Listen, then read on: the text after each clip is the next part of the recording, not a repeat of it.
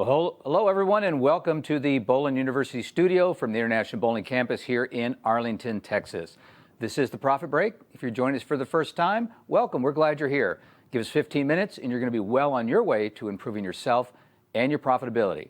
Now, my guess is that there's just not enough time in your day to get everything done at work or even at home. Every day, we all are challenged to get more done with less.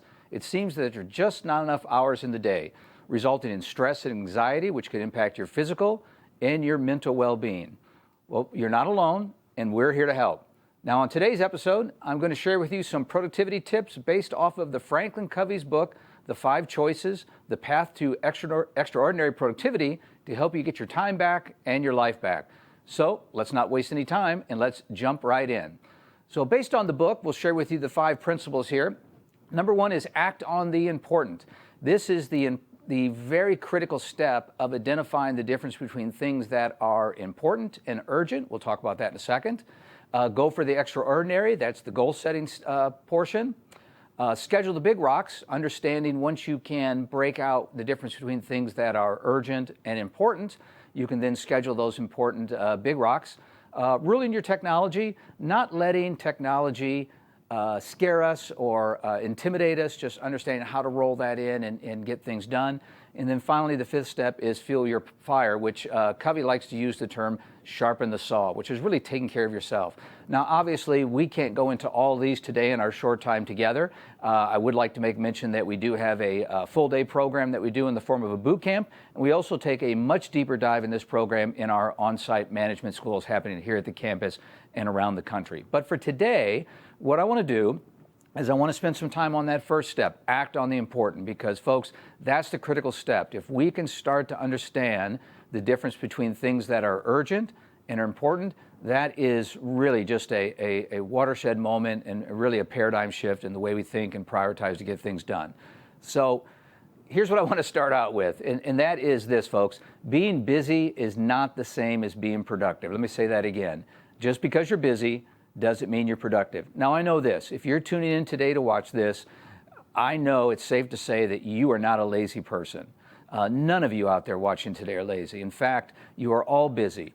But that doesn't mean that we all are productive, right? Two very, very different things. So I want to help you turn that activity into action. So when you are busy, it results in you being productive at the same time. So one of the things that Franklin Covey talks about is the runaround dilemma. And let me walk through this quickly, because I think this, once I was able to wrap my mind around this, it was really kind of an aha moment for me, and I hope I can explain it properly and this makes sense to you. Starts off with this. Because we don't know what's really important, everything seems important. And sometimes we have folks that visit us in our on-site, on-day programs, folks like Bart. Everything is important. The fact is, if we don't know what's important, then it all seems important. And because if everything's important, what does that mean? We have to do everything, because you're great folks. You like to get things done. People count on you, both at home and at work. And if you have to get everything done, what happens? Other people, your staff, your family, they unfortunately see you do everything. So why not have you do it? They expect us to do everything, whether it's a parent or a coworker. And then doing everything keeps us so busy, we don't have time to think about what's really important to us. And I would leave that up there for a second, just run through that again quickly, because I think that is critical. If we don't know what's important, then everything's important. And if everything's important, because we're great folks and we're productive and we like to get things done, that means we have to do everything. And if other people see us do everything, it means that they just expect us to. And doing everything keeps us so busy that we really don't have time to start where we need to and focus on what is really important to us.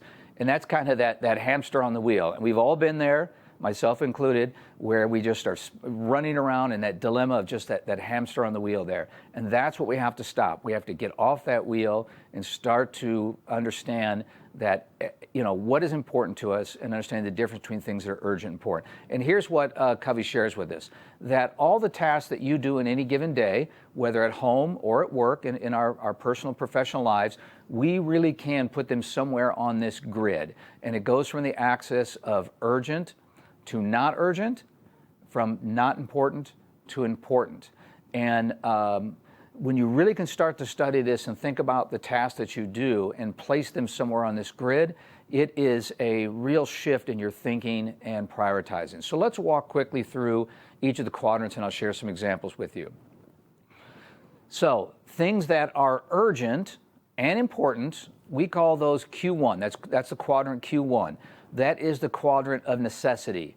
And we all have things that happen that are that quadrant of necessity. Those are crisis, emergencies, pressing problems, unforeseen events. If for some reason today you get a no-call, no-show, or in today's environment a no-text, no-show, guess what? That's urgent and it's important. You have to deal with that. If you have something happen at the business or at home, if it's urgent, important, that's the Q1. That's necessity. That happens to all of us. Now, this second one I'm going to cover with you is the quadrant of distraction, is Q3. It's things that are urgent, and while they might be important to someone else, or they might feel like they're important, the truth is they're really not that important. Those are those sometimes unnecessary reports, irrelevant meetings that sometimes you go to, unimportant emails, things of that, and other things that you're solving for people that really they could solve themselves. That's when you know you've dealt with a Q3 item. When you're done, you think to yourself, well, my spouse or my child or my coworker or my team member really could have handled that themselves, right? It was urgent, but it wasn't that important. It's something they could have dealt with. The next quadrant is in the Q4. That is the quadrant of waste. That is things that are not urgent and not important. Those are just those time wasters, those time sucks. The television, gaming, gossip, things that happen, the chatty Cathy at work that just wants to spend a lot of time, talking. To be honest with you, when we taught this course a few years ago here at the campus and at the university, we didn't spend a lot of time in this quadrant, candidly, because as I started off saying, none of you are lazy, all of you are busy, just not all of you are productive, but there's been something in society that has changed, and that is this social media and the smartphone. We are addicted to those devices no matter what age you are or how much you use it. And so now the social media and the time that we spend on that really brings that Q4 back into play. So we do have to spend some time on it. We do have to just acknowledge that while social media is not bad, too much social media is in fact addictive, and there's a lot of studies on that. But just know that's a real thing that we have to spend some time on. What we really want to do is focus on this quadrant of Q2. That are things that are not urgent, but are important. And again, when you can start to understand things that are not urgent, but very, very important. This is your planning, your goal setting, your creative thinking, this is where you're working on your business instead of in your business. If you think, about that, when you're in that Q1 of necessity, you're working in your business, right? You're putting out the fires, and that happens from time to time. When you spend time in that Q2 quadrant, you are doing things that are working on your business, all the planning, all the things that are going to make your goals and your aspirations come true and come to fruition, whether it's at home, again, or at work. So you really can start to think about your tasks that you do during the day, and where do they fit in this quadrant. And I would just encourage you that, just take a piece of paper or even, a digital piece of paper and start to write down things you're doing and see where they fit in this quadrant. Because when you start to break these up, you don't have to be perfect, but just start the process of asking yourself, is this something that really is urgent and important? And just, I can tell you, it's mind-blowing. It's an aha moment when you start to think about things in there, And so what we want to do is you talk about, how do you manage that? Once you start thinking about where I put these tasks, we want to manage the Q1s. The Q1s will never go away. There's always going to be fires to put out. In fact, that's why we're in management. That's why we're in leadership. We love assisting. We love helping. But we want to manage these into a level where it doesn't take control of our day and take control of our life. We want to minimize those Q3s. Occasionally, we'll have to deal with these, but we want to minimize these, help people to empower them to do things that they can do on their own, help others to see that not everything is a fire drill, not everything is the end of the world, that we can't get to it at a later time. As much as we can, understanding the powerful addiction of social media and some negative impacts of technology, avoid those Q4s.